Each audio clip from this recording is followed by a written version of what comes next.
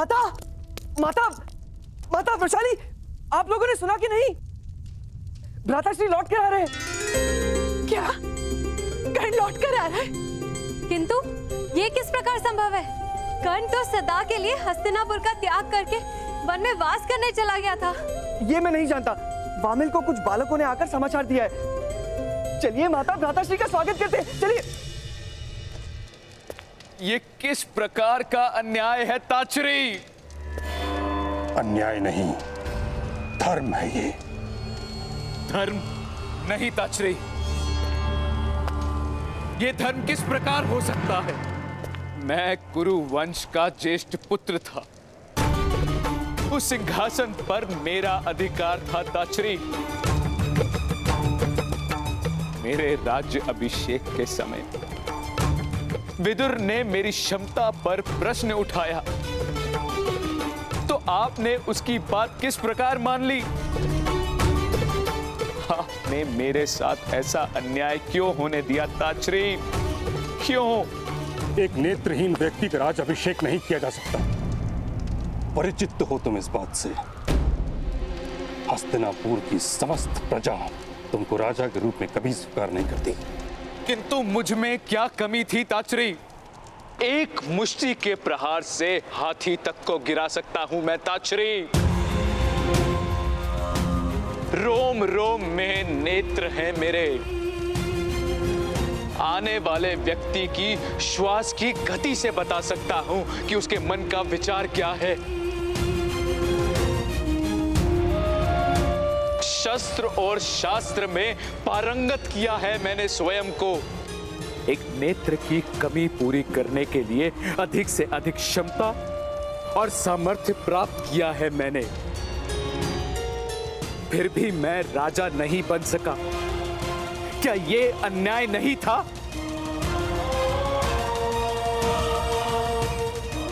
चंदन का काष्ठ सर्वोत्तम होता है, किंतु यज्ञ में तो समिधा ही डाला जाता है। तुम्हें राजा बनने का अधिकार नहीं था।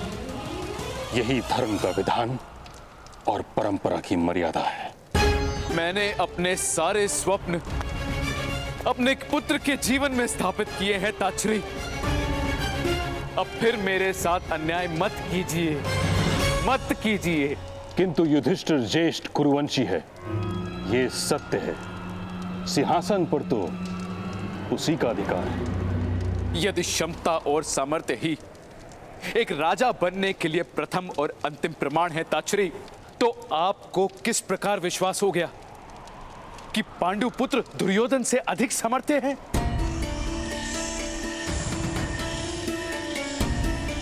वनों में पले बड़े हैं ताचरी। न समाज का अनुभव है, न गुणों की परीक्षा हुई है। आपने किस प्रकार से विश्वास कर लिया कि पांडु पुत्र युधिष्ठिर ही युवराज बनने के योग्य है? आप अवश्य ही मेरे साथ पक्षपात कर रहे हैं ताचरी। एक बार और मेरे साथ अन्याय कर रहे हैं आप। क्षमता और सामर्थ्य का प्रमाण तो दुर्योधन ने भी नहीं दिया। धृतराष्ट्र,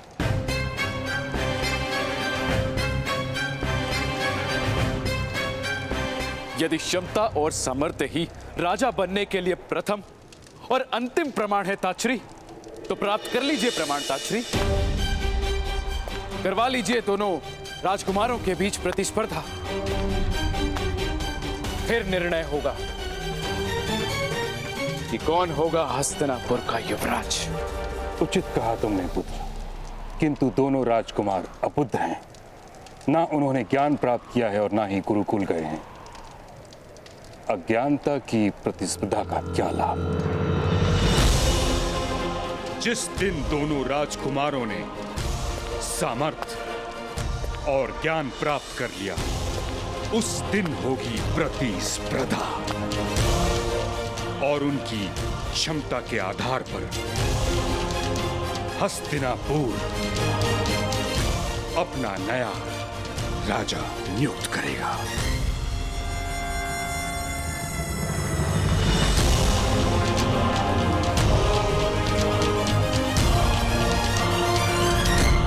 पुत्र, अब चलकर पांडु पुत्रों का हृदय से स्वागत करो। तुम्हारे प्रिय अनुज के पुत्र हैं वो।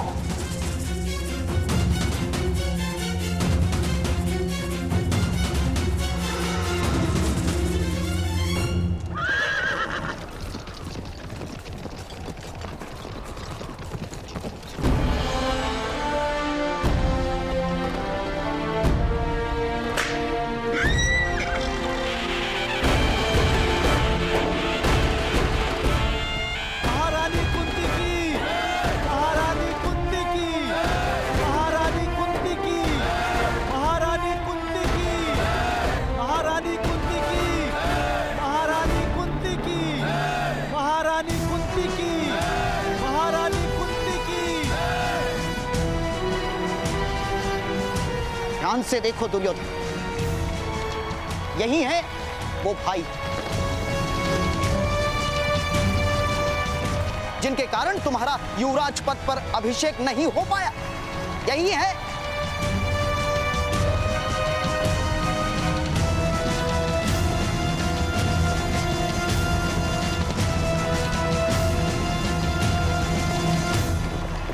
महारानी कुंती की, महारानी कुंती की, महारानी कुंती की, महारानी कुंती की। असंभव, जलती हुई लकड़ी पर बेल नहीं चढ़ती। कर्ण का हृदय क्षत्रियों के व्यवहार से जल रहा है। वो हृदय समर्पण कैसे कर सकता है? नहीं, कर्ण किसी क्षत्रिय का सारथी नहीं बन सकता। महारानी कुंती की, महारानी कुंती की, महारानी कुंती की। पुत्र, शत्रु से बड़ा शिक्षक कोई नहीं होता। शत्रु की शक्ति का निरीक्षण करो। तुम्हारा शत्रु तुम्हें स्वयं ही पराजय का मार्ग दिखाएगा। और ये भाई तुम्हारे शत्रु है। ये सदैव तुम्हारे साथ अन्याय ही करेंगे पुत्र।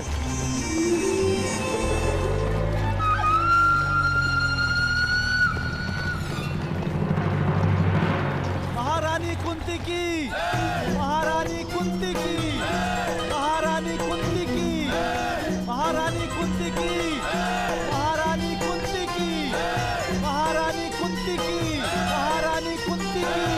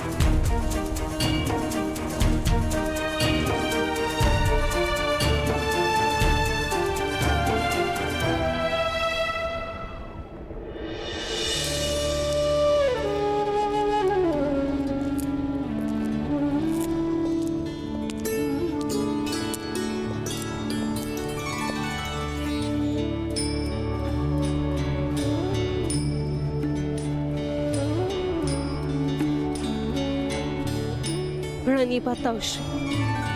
तुम्हारे तप में वृद्धि हो वत्स कुंती।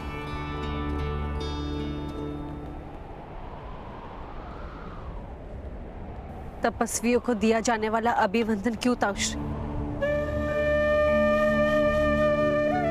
सन्यासिनी बने रहने की अनुमति नहीं दी आपने। जब कर्तव्य ही जीवन का एकमात्र कारण हो तो समग्र जीवन तपस्या बन जाता। वास्तव में तुम्हारी तपस्या तो अब आरंभ हुई है वत्स।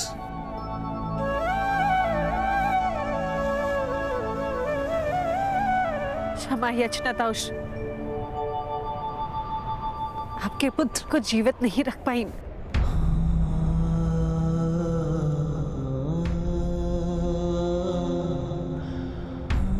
भाग्य का दोष अपने माथे पर मत लो कुंती।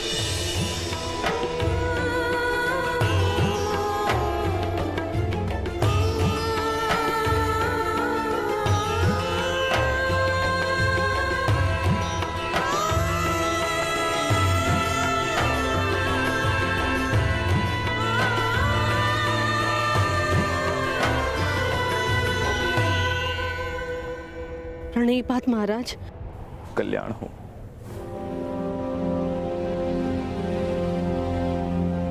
हस्तिनापुर में तुम्हारा स्वागत है। संसार के सुख तो तुम्हें यहां प्राप्त नहीं हो पाएंगे कुंती, किंतु तुम्हें और तुम्हारे पुत्रों को सुख और सुविधा अवश्य प्राप्त होगी यहां।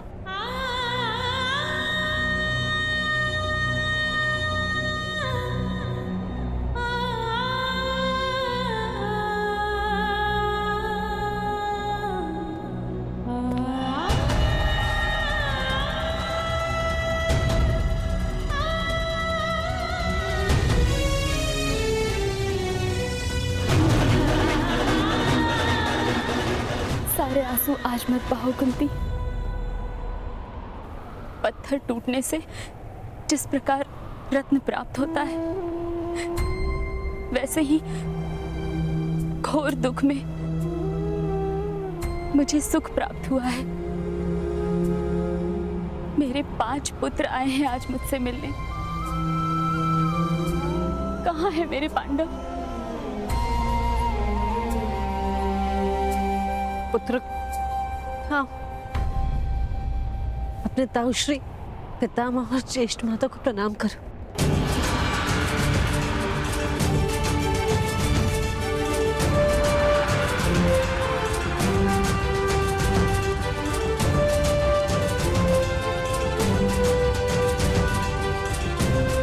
कल्याण हो पुत्रों।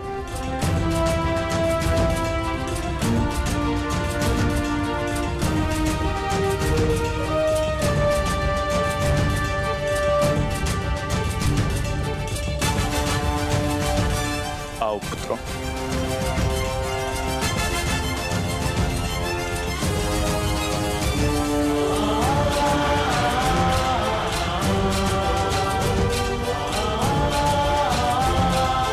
सर्वप्रथम तुम्हें अपने पिता के अस्थि विसर्जन हेतु जाना है।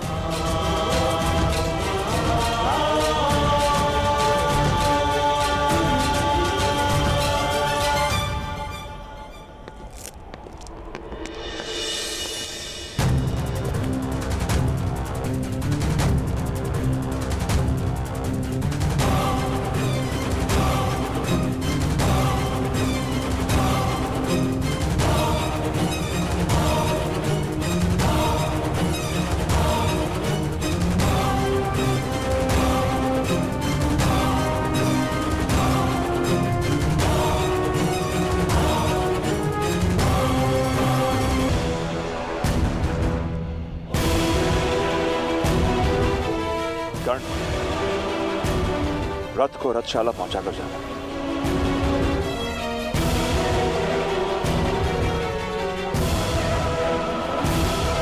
कर्ण,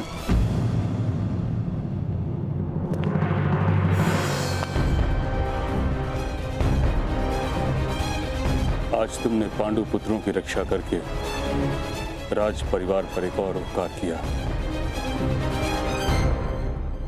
जी महामहिम, बार बार दोहराने से बात स्मरण में रह जाती है। ऐसा कहते हैं ज्ञानी जन। सारा समाज परस्पर उपकार कर कर ही बनता है।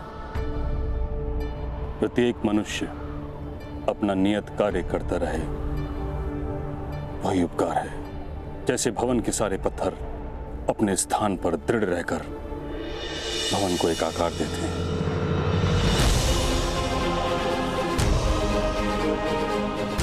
और फिर भी भवन की शोभा तो उसके कलश से ही जानी जाती है।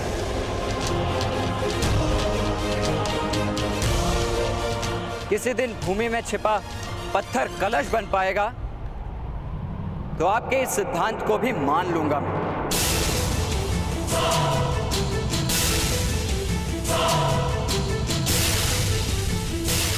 प्रणिपात।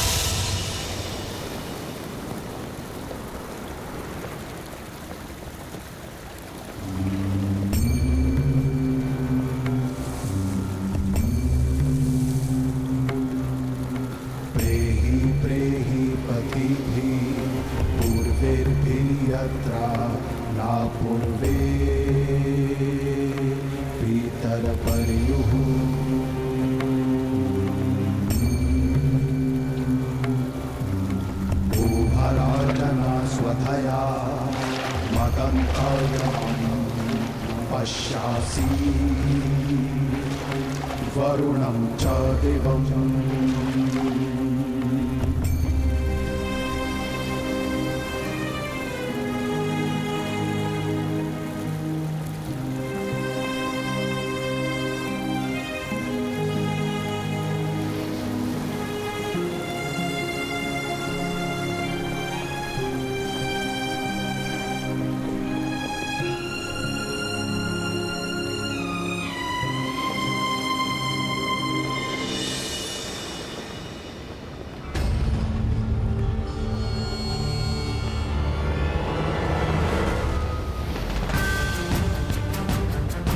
माता का आदेश है कि आज के पश्चात सदैव आपकी इच्छा ही हमारा आदेश होगा।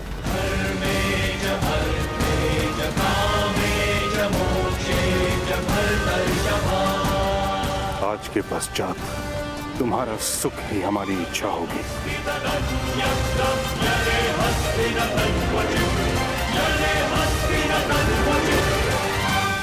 सुन लिया पुत्र, अब इन पांडु पुत्रों की हर इच्छा हस्तिनापुर पूर्ण करेगा।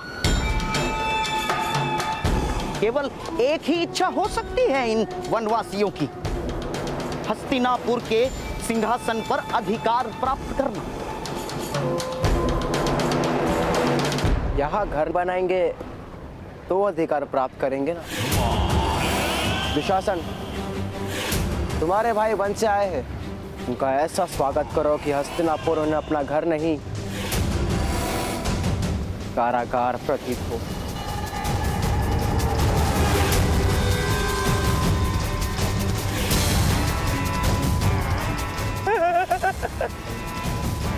समझ गए दुशासन?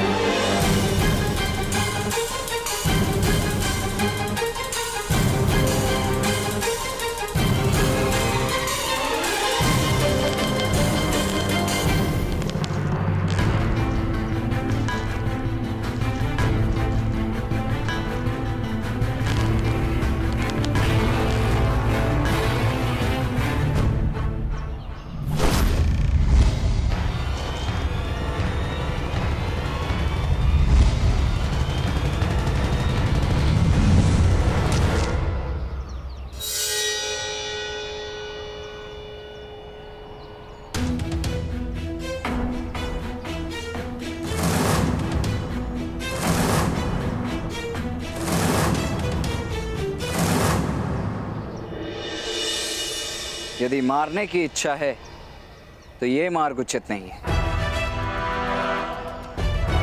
हाँ, यदि मरने की इच्छा है तो इससे उचित मार्ग है ही नहीं।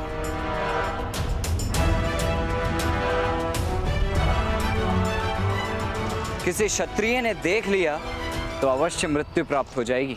मरते तो सब हैं कर्ण, किंतु जिसने पराजय स्वीकार कर ली हो उसके लिए जीवन ही मृत्यु बन जाती है। तुम्हारे हाथों ने जब रथ की धुरा उठा ली तो तुम्हारे स्थान पर किसी को तो धनुष उठाकर संघर्ष करना पड़ेगा। मुझे आनंद है वृषाली कि मेरी पराजय तुम्हारे लिए प्रेरणा बन गई। क्या वास्तव में तुम्हें जीवन ने परास्त कर दिया? मुझे मेरे जीवन ने परास्त नहीं किया वृषाली, महामहिम के दुर्भाग्य ने मुझे विजय कर दिया है। अर्थात परंपराओं का वहन करते हैं महामहिम भीष्म। हमारे समाज पर होने वाले अत्याचारों का प्रतीक है महामहिम भीष्म। बिजली जब गिरती है तो सबसे ऊंचे पेड़ पर ही गिरती है। अब महामहिम भीष्म पर मेरा निश्चय बिजली बनकर गिरेगा। जिस दिन महामहिम मेरे रथ से गिरेंगे उस दिन अत्याचारों का वो प्रतीक गिरेगा। क्षत्रियों का सबसे समर्थ व्यक्ति अपने स्थान से गिरेगा और उस